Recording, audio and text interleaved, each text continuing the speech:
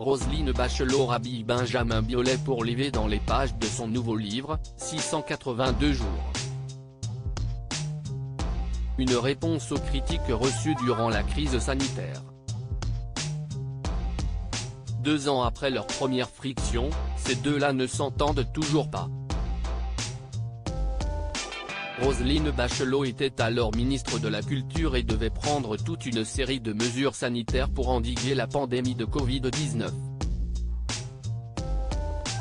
Ainsi, des millions de Français se sont retrouvés privés des commerces parfois qualifiés de non essentiels, dont les cinémas, les salles de concert et théâtres, entre autres. Benjamin Biolay, à l'instar de milliers d'artistes ou intermittents, s'était estimé lésé par cette décision, et n'avait pas hésité à monter au créneau pour épingler la ministre et le gouvernement de Jean Castex. Dans son nouvel ouvrage, Roselyne Bachelot revient sur cette période. Un avis bien cache 682 jours, qui correspond au nombre de jours de son dernier exercice rue de Valois, est désormais le titre d'un livre retraçant ses activités sous la présidence d'Emmanuel Macron. Paru ce jeudi 5 janvier, aux éditions Plomb, l'ouvrage est à l'honneur dans les pages de Paris Match.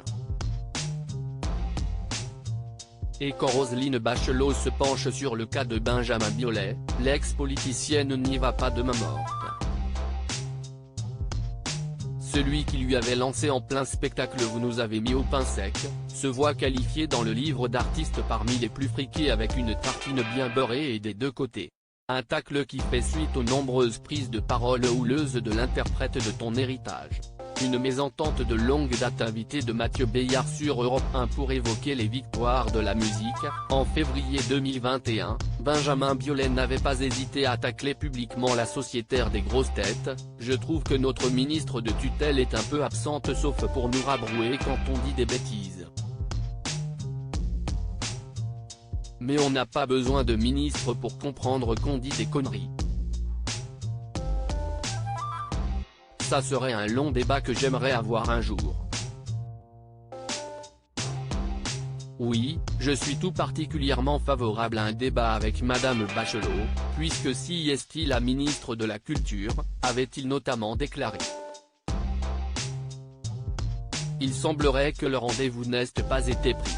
À lire aussi attaqué par Benjamin Biolay aux victoires de la musique, Roselyne Bachelot réplique et annonce des concerts expérimentaux en mars et avril.